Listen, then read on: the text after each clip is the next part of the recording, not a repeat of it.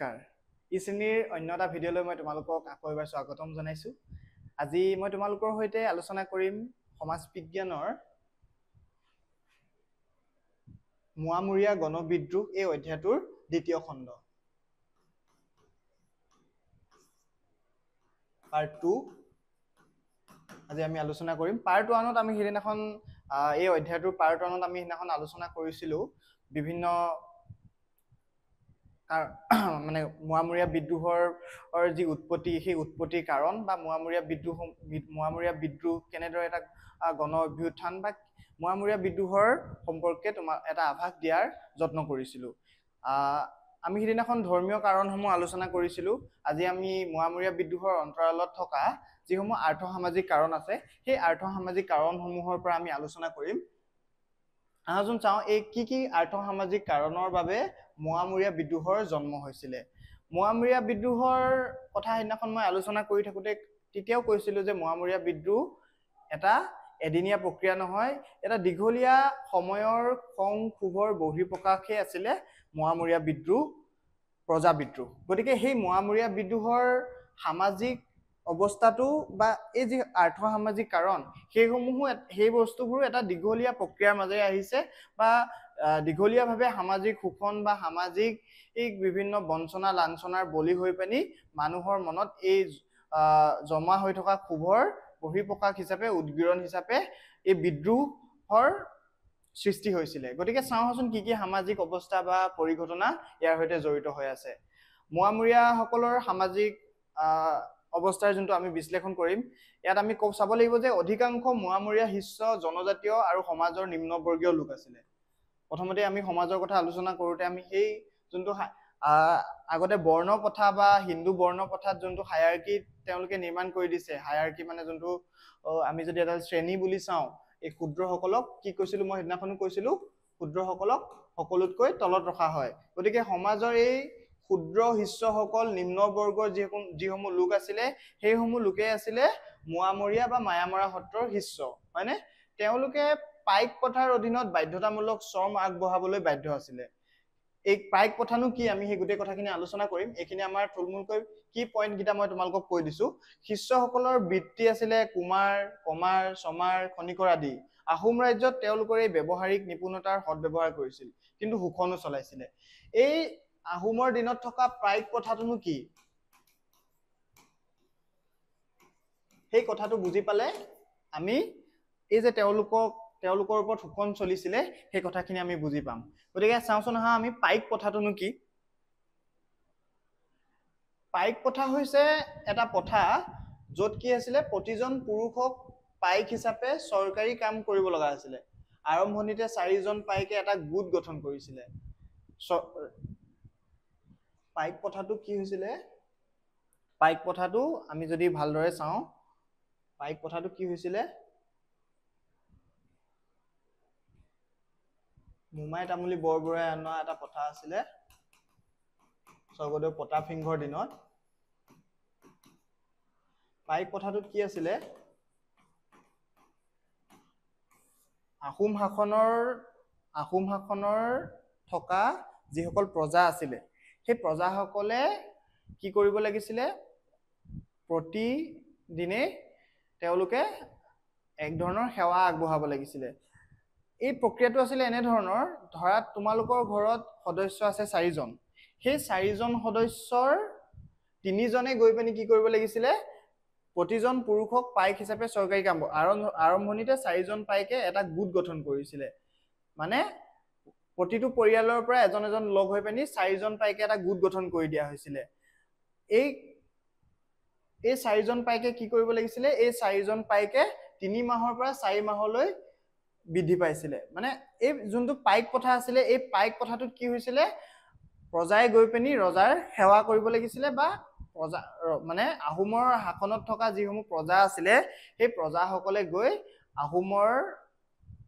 যিসকল তেওঁলোকৰ মানে ৰাজকীয় যোনবোৰ কাম আছিল সেই কামবোৰ নহয় যোনবোৰ মানে সৰু সৰু কাম যেনেকৈ আমি ইয়াত পাতিছিলো যে এই কমাৰ চমাৰ খনিকৰ আদি এইবিলাক তেওঁলোকে কৰিব লগা হৈছিল সৰু সৰু যোনবোৰ কাম আছিল তেওঁলোকে কৰিব লগা হৈছিল প্ৰতি ঘৰ পৰিয়ালৰ পৰা যদি মূল যোনজন সদস্য সেই মূল যোনজন সদস্যই গৈ পিনি তেওঁলোকৰ সেৱা আগবঢ়াব লাগিছিলে। গতিকে এই পাইক প্ৰথাটোত এক ধৰণৰ চিষ্টেমো আছিলে, কিন্তু এই পাইক প্ৰথাটো কি হৈছিলে, লাহে লাহে এই পাইক প্ৰথাটোত এক ধৰণৰ শোষণৰ চিষ্টেম আৰম্ভ হৈছিলে, য'ত নেকি কি হৈছিলে চমুৱা পাইক, কমুৱা পাইক এনেকুৱা ধৰণৰ কিছুমান পাইকৰ টাইপ হৈছিলে। ইয়াত চাবা দেই, ইয়াত কি হৈছিলে কাৰী পাইক,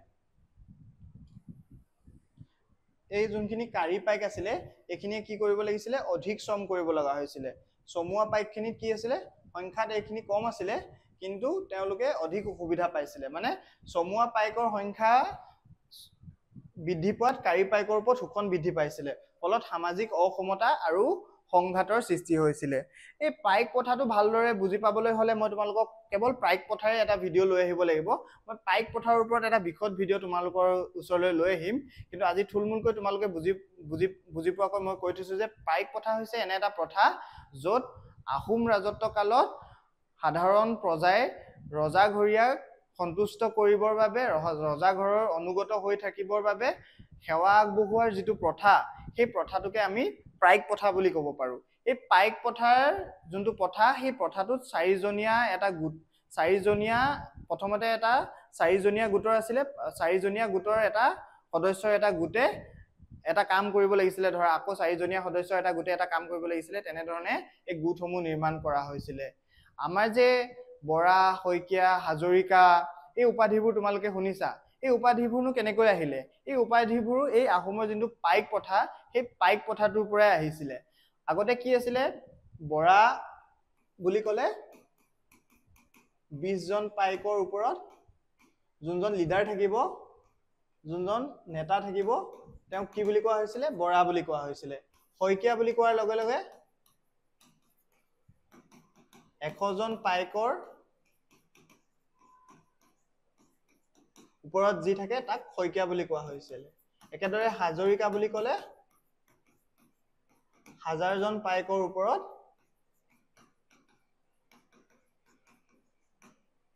যোনজন নেতা থাকিব তেওঁক হাজৰিকা বুলি কোৱা হৈছিলে।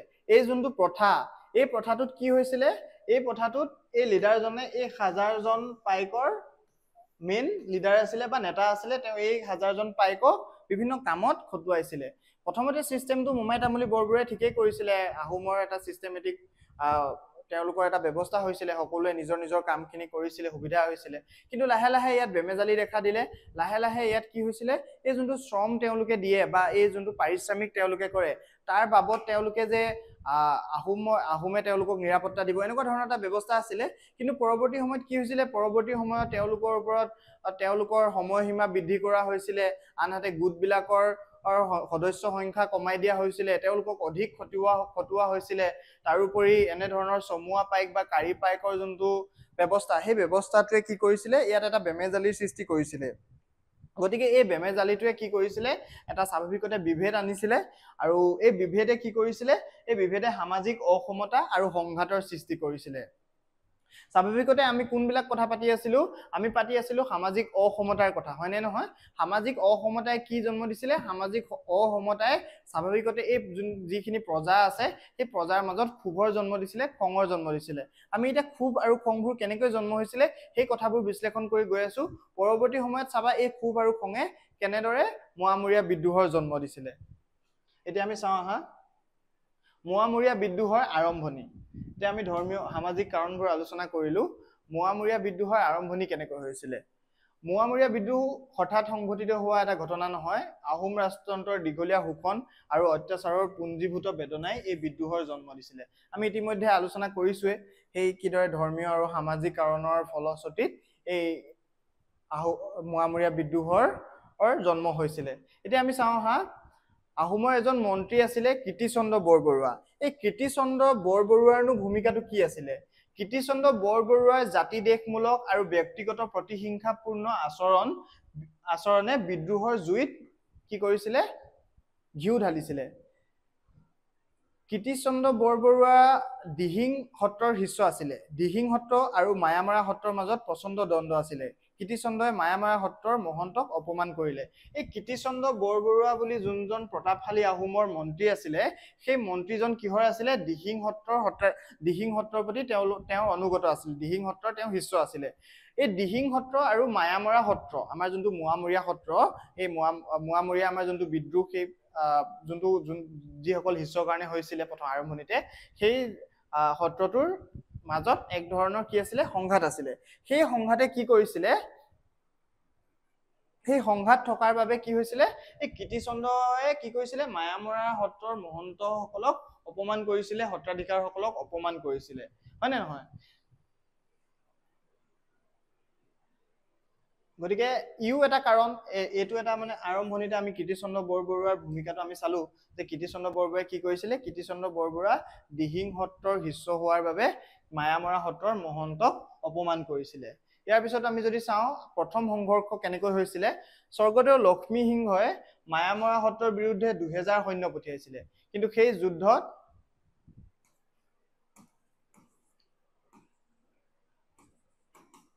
আহোম সেনা বাহিনী পৰাজিত হয়। জয়ৰ ফলত বহু নতুন লোক বিদ্ৰোহী দলত যোগ দিয়ে। আহোমৰ স্বৰ্গদেউ লক্ষ্মীসিংহই মায়ামৰা সত্ৰৰ বিৰুদ্ধে 2000 সৈন্য পঠিয়াইছিলে, কিন্তু সেই যুদ্ধত আহোম সেনা বাহিনী পৰাজিত হয়। জয়ৰ ফলত বহু নতুন লোক। আহোমৰ প্ৰতি আক্ৰমণ। লক্ষ্মীসিংহই 14,000 সৈন্যৰ এক বৃহৎ সৈন্য বাহিনী বিদ্ৰোহ দমনলৈ পঠিয়ালে। নেতৃত্ব দিলে হৰনাথ ফুকনে, কিন্তু এইবাৰো বিদ্ৰোহীসকলে জয়লাভ কৰিলে। গতিকে এতিয়া আমি বিদ্ৰোহৰ মাজলৈ আহিম।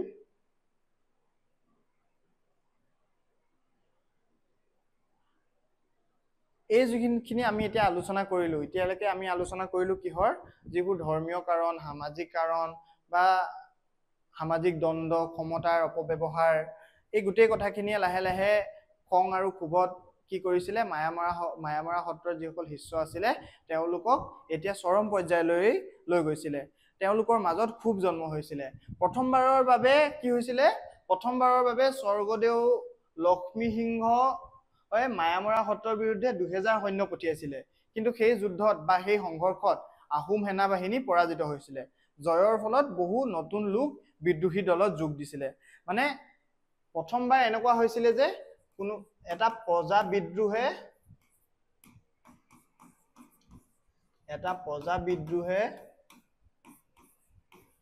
এটা ৰাজবংশ,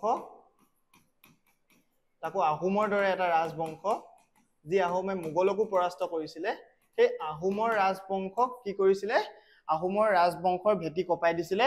স্বৰ্গদেউ লক্ষ্মীসিংহই পঠোৱা 2000 সৈন্য এই মায়ামৰা সত্ৰৰ শিষ্যসকলৰ সংঘৰ্ষত তেওঁলোকে পৰাজিত হৈছিলে। পৰৱৰ্তী সময়ত কি হৈছিলে? লক্ষ্মীসিংহই 14,000 সৈন্যৰ এটা বৃহৎ সৈন্য বাহিনী বিদ্ৰোহ দমনৰ বাবে পঠিয়াইছিলে।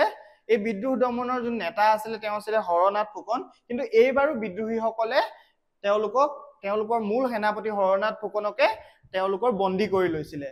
তাৰপিছত কি কৰিছিলে? বিদ্ৰোহীসকলে চৰাইদেউ পাহাৰ পাৰ হৈ ৰাজধানীলৈ গতি কৰিছিলে। স্বৰ্গদেউ লক্ষ্মীসিংহই কি কৰে? পলাবলৈ চেষ্টা কৰে, কিন্তু বিদ্ৰোহীসকলে ৰাজধানী দখল কৰি ৰজা আৰু বিষয়াসকলক বন্দী কৰে। ৰজাক জয়দলত বন্দী কৰি ৰখা হয়। ইয়াত কাহিনীখিনি কৈ থকা হৈছে। আৰু কীৰ্তিচন্দ্ৰ সহ বহুজনক হাতীশালত বন্দী কৰা হয়। মানে এতিয়া কি হয়? ইয়াৰ পৰা আমি কি গম পালো? মোৱামৰীয়া প্ৰথম যোন পৰ্যায়ৰ যোনটো বিদ্ৰোহ বা প্ৰথম পৰ্যায়ৰ যোনটো আৰম্ভণিয়ে, সেই আৰম্ভণিয়ে কি কৰিছিলে? আহোমৰ ভেটি কপাই তুলিছিলে। ইয়াত কি কৈছে দেখিছানে? বিদ্ৰোহীসকলে উজনি অসমৰ পৰা আৰম্ভ হোৱা এই বিদ্ৰোহটোত কি হৈছিলে? বিদ্ৰোহীসকলে চৰাইদেউ পাহাৰ পাৰ হৈ ৰাজধানীলৈ গতি কৰিছিলে, হয়নে? ৰাজধানীলৈ গতি কৰোঁতে স্বৰ্গদেৱে পলাবলৈ বাধ্য হয়। বিদ্ৰোহীসকলে ৰাজধানী দখল কৰি লয়। ৰজা আৰু বিষয়াসকলক বন্দী কৰি ৰাখে। ৰজাক জয়দলত বন্দী কৰি ৰখা হয়। আৰু কীৰ্তিচন্দ্ৰই এটা সময়ত মায়ামৰা সত্ৰৰ মহন্তক অপমান কৰিছিলে, সেই কীৰ্তিচন্দ্ৰক হাতীশালত বন্দী কৰি ৰখা হয়। ইয়াৰ পিছত মোৱামৰীয়াসকলৰ শাসন স্থাপন হয়। ৰজা সিংহাসনত ৰমাকান্তক বহোৱা হয়। বানান কিছু ভুল হৈছে ইয়াত। বহোৱা হয়। ৰাঘৱ মৰাণ বৰবৰুৱা হিচাপে নিযুক্ত হয়। আহোম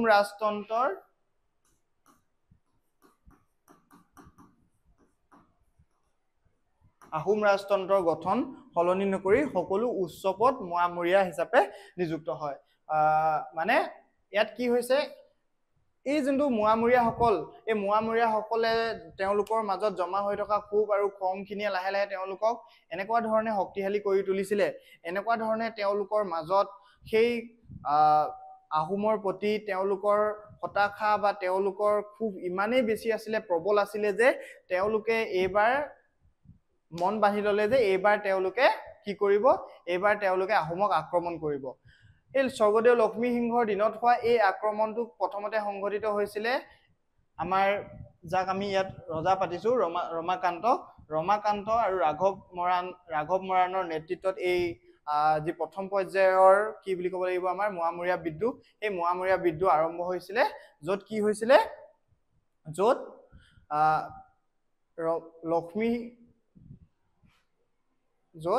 লক্ষ্মী সিংহই পঠোৱা 2000 সৈন্যক পৰাস্ত কৰি পানি আহোম সেনা বাহিনীয়ে আকৌ 14000 সেনা বাহিনী পঠিয়াই সেই 14000 সেনা বাহিনীকো পৰাজিত কৰি কি কৰিছিলে, ৰজা আৰু ৰজাৰ মন্ত্ৰীসকলক বন্দীশালত ৰাখিছিলে। আৰু মোৱামৰীয়াসকলৰ যিসকল নেতা আছিলে, মানে যিসকল বিদ্ৰোহী নেতা আছিলে, সেই বিদ্ৰোহীসকলে এতিয়া কি হৈ পৰিছিলে, বিদ্ৰোহীসকলে মন্ত্ৰিত্বৰ সকলো সিংহাসনৰ সকলো মন্ত্ৰীসভাৰ মন্ত্ৰীপদ তেওঁলোকে গ্ৰহণ কৰিছিলে বা লৈ লৈছিলে।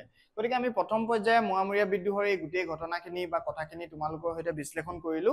এতিয়া আহাচোন আমি দ্বিতীয় পৰ্যায় নহয়, প্ৰথম পৰ্যায়ত আৰু কি কি হৈছিলে চাওঁ আহা।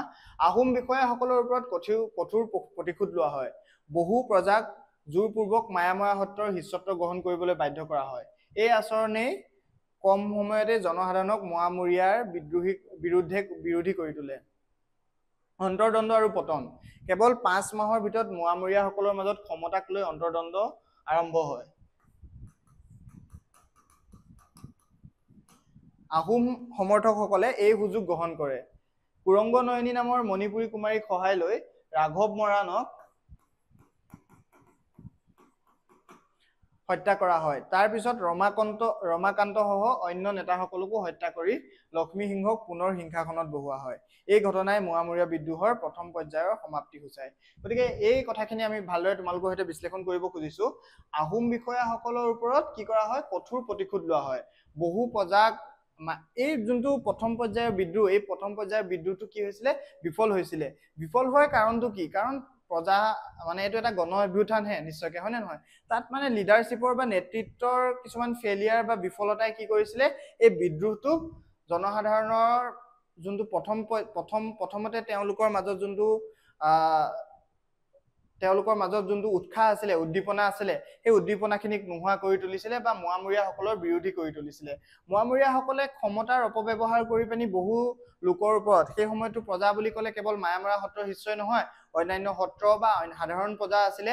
গতিকে সেই সাধাৰণ প্ৰজাৰ ওপৰত যেতিয়া এই মোৱামৰীয়াসকলে অত্যাচাৰ চলাবলৈ ল'লে, তেওঁলোকক মোৱামৰীয়া সত্ৰৰ শিষ্যত্ব গ্ৰহণ কৰিবলৈ জোৰ জবৰদস্তি কৰিলে, বলপূৰ্বকভাৱে তেওঁলোকক শিষ্যত্ব দিয়া হ'ল, তেতিয়া কি হ'ল, তেতিয়া সেই জনসাধাৰণে মোৱামৰীয়াৰ বিৰোধী হৈ পৰিলে। কেৱল 5 মাহৰ ভিতৰত মোৱামৰীয়াসকলৰ মাজত ক্ষমতাক লৈ অন্তৰ্দ্বন্দ্ব হয়। এই যে ৰাঘৱ মৰাণ বা ৰমাকান্ত যিসকল আমাৰ নেতা আছিলে, তেওঁলোকৰ মাজত কি হৈছিলে, ক্ষমতাৰ বাবে অন্তৰ্দ্বন্দ্ব আৰম্ভ হৈছিলে। আহোম হৈছে 600 বছৰ ৰাজত্ব কৰা এটা ৰাজ পৰিয়াল, নহয়নে? কিন্তু এইটো হৈছে এটা প্ৰজা বিদ্ৰোহ। এই প্ৰজা বিদ্ৰোহটোত বিফলতা এই কাৰণে আহিলে কাৰণ এইটো এটা চিষ্টেমত হোৱা নাছিলে, এইটো এটা স্বতঃস্ফূৰ্ত বিদ্ৰোহে আছিলে, হয়নে নহয়? গতিকে ইয়াত সেই নেতৃত্বটো নাছিলে। গতিকে সেই নেতৃত্বটো নথকাৰ বাবে স্বাভাৱিকতে এই বিদ্ৰোহটো বিফল হ'ব। গতিকে সেই কথাটোৱে প্ৰথমৰ পৰাই যদি তোমালোকে ভালদৰে লক্ষ্য কৰা, দেখিবা যে সেই লক্ষ্মী সিংহৰ দিনত যে আক্ৰমণ কৰিলে বা মোৱামৰীয়া বিদ্ৰোহৰ প্ৰথম পৰ্যায়ৰ বিদ্ৰোহটো সংঘটিত হ'ল, তাৰপিছত যে সেই তেওঁলোকৰ মাজত যে তেওঁলোকৰ সকলো উচ্চ পদস্থ বিষয়া মোৱামৰীয়াসকলৰ মাজতে লৈ ল'লে, সেই চিষ্টেমটোতে এটা গাফিলতি আমি প্ৰথমতে দেখা পাইছিলো। লাহে লাহে সেই গাফিলতিটোৱে আৰু ভয়ংকৰ ৰূপ ল'বলৈ ল'লে। কুৰংগ নয়নী নামৰ মণিপুৰী কুমাৰীৰ সহায় লৈ ৰাঘৱ মৰাণক হত্যা কৰা হয়। কি কৰা হৈছিলে, ৰাঘৱ মৰাণক আহোমসকলে হত্যা কৰে। তাৰপিছত ৰমাকান্ত সহ অন্য নেতাসকলকো হত্যা কৰি লক্ষ্মী সিংহক পুনৰ সিংহাসনত বহোৱা হয়। এই ঘটনাই মোৱামৰীয়া বিদ্ৰোহৰ প্ৰথম পৰ্যায়ৰ সমাপ্তি সূচায়। এই ঘটনাটো কেনেদৰে হ'ল কেনেদৰে ৰাঘৱ মৰাণক হত্যা কৰা হ'ল, ৰমাকান্ত সহ অন্য নেতাসকলক হত্যা কৰি লক্ষ্মী সিংহক পুনৰ সিংহাসনত বহোৱা হ'ল, সেই গোটেই কথাখিনি মই তোমালোকৰ সৈতে বিতংভাৱে আলোচনা কৰিম। এটা বিতং ভিডিঅ' লৈ মই তোমালোকৰ মাজলৈ আহিম। আজি তোমালোকক এই থুলমূলকৈ মই এই কাহিনীখিনি কৈ লৈছো, মানে এটা আভাস তোমালোকক দি ল'ব বিচাৰিছো। তাৰপিছত আমি যোনখিনি ভিতৰুৱা কথা কাহিনী, এই কাহিনীবোৰ শুনিম। তোমালোকে এতিয়া ফেক্টছ যোনখিনি আমাৰ, এই ফেক্টছখিনি তোমালোকে চাই যাবা। দ্বিতীয় বিদ্ৰোহ আৰম্ভ হৈছিলে। প্ৰথম আমি গম পালো যে প্ৰথম বিদ্ৰোহটো বিফল হ'ল। আহোম মোৱামৰীয়াসকলৰ যি নেতা আছিলে, সেই নেতাসকলৰ মাজত তেওঁলোকৰ মাজত ক্ষমতাক লৈ দ্বন্দ্ব বা তেওঁলোকৰ যি ক্ষমতাৰ অপব্যৱহাৰ, সেই অপব্যৱহাৰ আৰু তেওঁলোকৰ মাজৰ দ্বন্দ্বই এই বিদ্ৰোহটোক কি কৰিছিলে, দমন কৰিছিলে। আনহাতে ৰাঘৱ মৰাণ আৰু ৰমাকান্তৰ হত্যাৰ লগে এই কুৰংগ নয়নীৰ নেতৃত্বত এই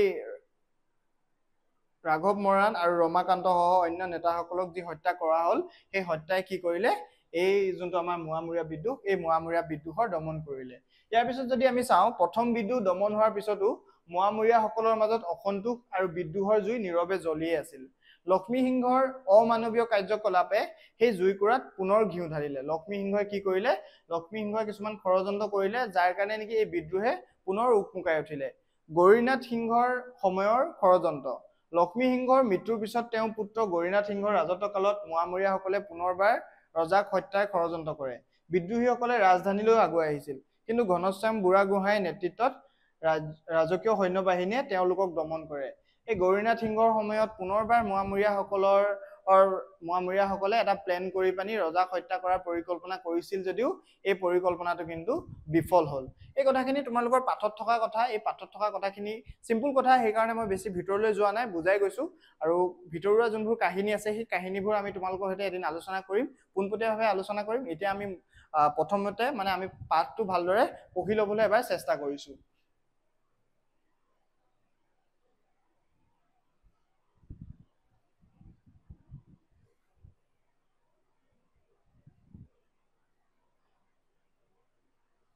নাহৰখোৱা শইকীয়া আৰু ৰাঘৱ নেওগৰ অপমান। কি হৈছিলে, মোৱামৰীয়া সত্ৰৰ শীৰ্ষ মৰাণ নেতা নাহৰখোৱা শইকীয়া আৰু ৰাঘৱ নেওগ ৰজাঘৰলৈ কৰ দিবলৈ আহে। বৰবৰুৱা কীৰ্তিচন্দ্ৰই তেওঁলোকক গালি সপনি দিয়ে, ৰাঘৱ নেওগক চাবুকাঘাত কৰে আৰু নাহৰখোৱাৰ কাণ কাটি পেলায়। এই ঘটনাই কি কৰিছিলে, এই ঘটনাত দুয়ো ক্ষুব্ধ নেতাই আকৌ গুৰুৰ ওচৰলৈ গৈ বিদ্ৰোহৰ অনুমতি বিচাৰে। এই সময় উপযুক্ত নহয় বুলি তেওঁলোকে ধৰিলে আৰু শিষ্যসকলক বিদ্ৰোহৰ অনুমতি দিয়ে যদিও তেওঁ প্ৰচলিত ৰাজ ব্যৱস্থা সম্পূৰ্ণভাৱে নবদলাব বুলি পৰামৰ্শ দিয়ে। এই গোটেই কথাখিনি মই তোমালোকৰ সৈতে আলোচনা কৰিম। দ্বিতীয় পৰ্যায়ৰ যোনটো বিদ্ৰোহ, এই বিদ্ৰোহটোৰ যোনখিনি কাহিনী আছে, কথা আছে, সেই কথাখিনি বিতংভাৱে আলোচনা কৰিব লাগিব। গতিকে আজি আমি প্ৰথম পৰ্যায়ৰ যোনটো বিদ্ৰোহৰ যোনটো উকমুকনি বা প্ৰথম পৰ্যায়ত মোৱামৰীয়াসকলে বিদ্ৰোহ আৰম্ভ কৰিলে, সেই কথাখিনি মই তোমালোকৰ সৈতে আলোচনা কৰিলো। পৰৱৰ্তী এটা খণ্ডত আমি যোনটো দ্বিতীয় পৰ্যায়ৰ বিদ্ৰোহ, সেই দ্বিতীয় পৰ্যায়ৰ বিদ্ৰোহটোৰ গুৰুত্ব আৰু পিছলৈ কি কিনো কথা আছে, মোৱামৰীয়া বিদ্ৰোহত আৰু কেনেকুৱা ধৰণৰ ঘটনা সংঘটিত হৈছিলে, অসমৰ পৰিস্থিতি কেনেকুৱা হৈছিলে, মোৱামৰীয়া বিদ্ৰোহক লৈ পানি পিছত তেওঁলোকৰ মাজত এই বিদ্ৰোহটো কিমান দিন চলিছিলে, বা সেই গোটেই কথাখিনি আমি আলোচনা কৰিম অন্য এটা ভিডিঅ' বা অন্য এটা খণ্ডত। আজিলৈ মই তোমালোকৰ সৈতে ইমানখিনি আলোচনা কৰিলো। গতিকে সকলোকে ধন্যবাদ জনাইছো।